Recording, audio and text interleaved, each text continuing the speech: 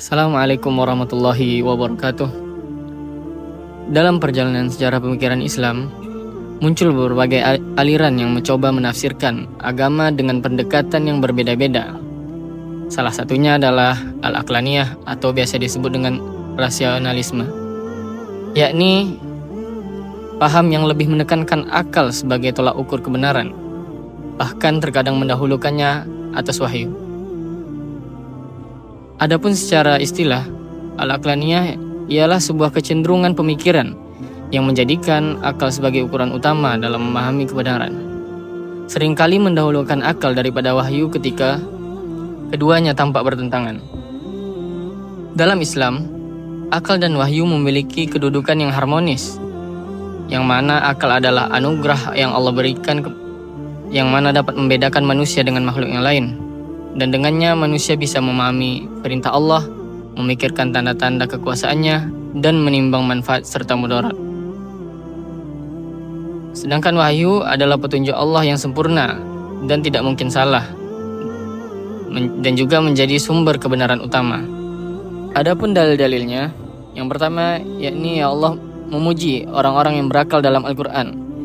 Dalam firman-Nya, "Inna fi dzalika ladzikra liulil albab", yang artinya sesungguhnya pada yang demikian itu benar-benar terdapat pelajaran bagi orang-orang yang mempunyai akal. Az-Zumar ayat 21. Dan yang kedua, Allah juga mengingatkan agar akal tidak melampaui batas. Dalam firman-Nya, "Wa ma utitum minal ilmi illa qalila", yang artinya dan tidaklah kamu diberi pengetahuan melainkan sedikit sekali. Quran surat Al-Isra ayat 85. Maka posisi akal adalah pelayan wahyu, bukan penguasa wahyu.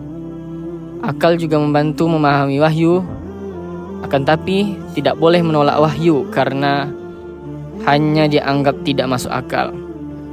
Di abad kedua Hijriyah, umat Islam menghadapi banyak perdebatan teologis. Ditambah lagi adanya filsafat Yunani mulai masuk lewat terjemahan buku-buku. Yang menjadi pertanyaannya, bagaimana cara umat Islam menjawab tantangan itu? Muncullah kelompok yang berkata akal adalah anugerah Allah. Kalau dipakai dengan benar, ia bisa menemukan kebenaran. Nah, dari sinilah cikal bakal rasionalisme Islam lahir. Sahabat, pernah dengar tentang Mu'tazilah? Mereka adalah kelompok yang paling identik dengan rasionalisme. Mereka punya 5 prinsip utama, dan salah satunya yakni Allah itu maha adil dan akal manusia bisa mengenali baik dan buruk. Bayangkan, pada masa itu pemikiran ini dianggap berani sekali. Tidak heran, ide-ide mereka memicu perdebatan sengit. Tapi justru karena itulah tradisi intelektual Islam semakin hidup. Selain Mu'tazilah, ada juga para filsuf muslim yang memakai pendekatan rasional seperti Al-Kindi, Al-Farabi, dan Ibnu Sina. Al-Kindi disebut filsuf Arab pertama. Ia mencoba menjembatani filsafat Yunani dengan Islam.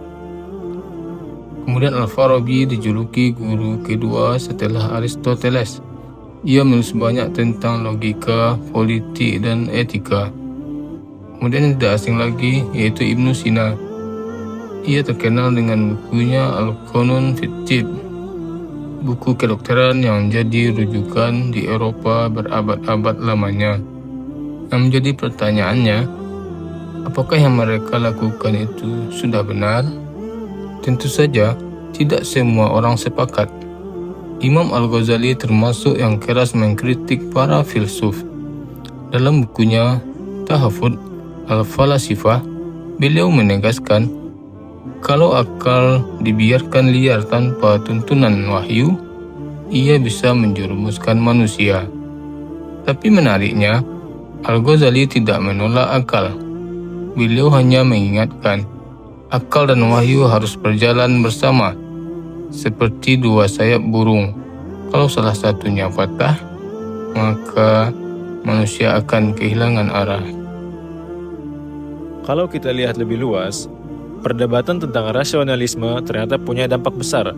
Dan dari situlah lahir metode berpikir logis, berkembangnya ilmu kedokteran, astronomi, matematika, bahkan teknologi.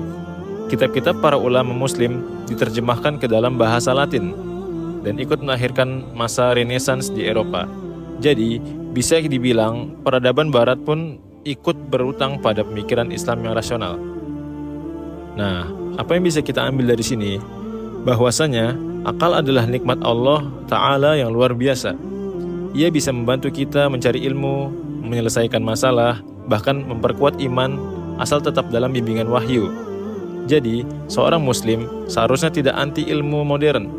Justru sebaliknya, kita belajar menggabungkan sains dengan nilai-nilai Islam. Sahabat sekalian, Al-Aqlaniyah mengingatkan kita bahwa Islam sangat menghargai akal dan ilmu. Para pemikir muslim dahulu membuktikan iman dan rasio bukanlah musuh, melainkan bisa berjalan bersama.